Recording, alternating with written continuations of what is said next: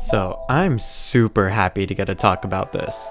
Yesterday I wrote a script in the morning, had to leave for work, came back, made the video, and only after releasing it did I really get a chance to sit down and look at the footage fully.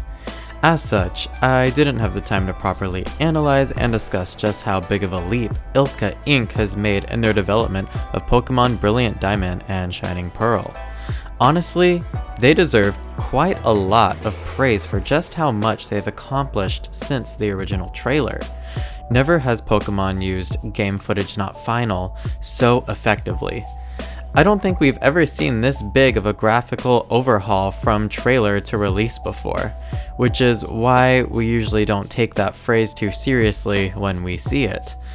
As we all know, we got a sneak peek of Pokemon Brilliant Diamond and Shining Pearl's glow up in the trailer for the new Nintendo Switch OLED model.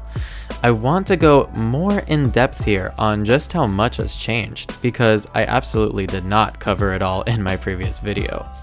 First, let me re-go over what I mentioned last time.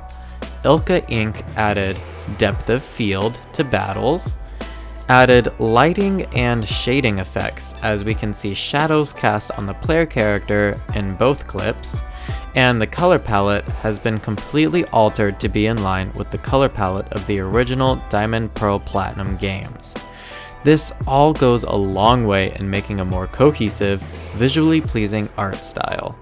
Now, let's look at what else has changed. Spoiler alert, it's everything. Okay, except the Pokemon models.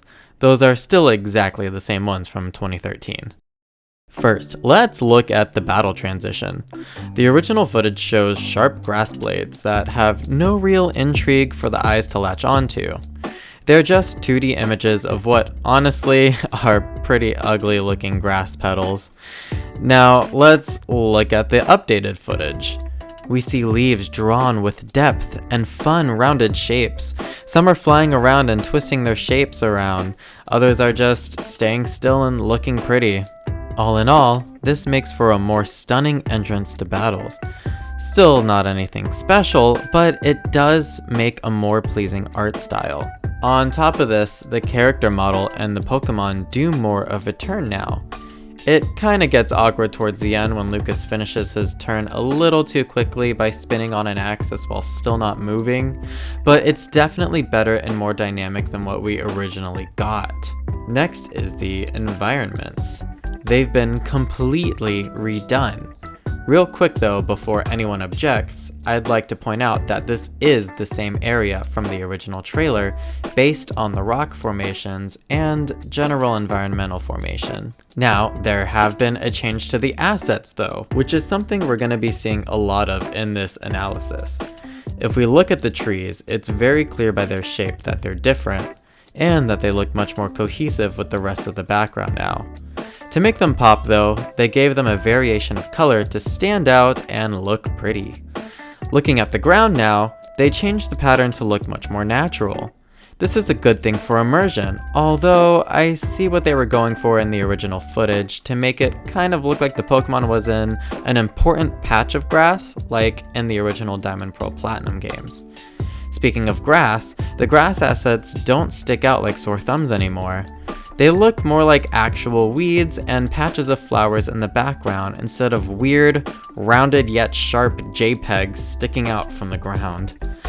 All in all, this is definitely a huge step up from the environments we saw in the Pokemon 25 Direct. The environments actually look good now thanks to the brighter color palette, more natural environmental formations, and updated assets. Now, let's look at Lucas. At first glance, it looks like all that was added were some shading and lighting effects, but a deeper look reveals that his model has been changed in general. His hat, for instance, is now longer and has a more bent shape to it, as we can see in this clip where light hits the top of it. This gives a more realistic approach to how his hat falls on his head. On top of that, his backpack has a lot more detail, such as more design, depth, bevels, seams, and even a new hanger strap at the top. The shape is also different, giving a more realistic hanging effect for both the pack and its arm straps. Now for himself. His face, ears, and hair are more refined to be less clunky and polygonal. His face is longer and better proportion to give us a better view of his eyebrows and general expression. And of course, the general texture change mixed with the lighting and shading effects allow for a very clean look compared to his old footage counterpart. I'm very happy with these changes and very excited to see Dawn's updated model, as well as the improvements we can now expect to have been made to the overworld and its models. Perhaps those creepy hands will be fixed in the final release.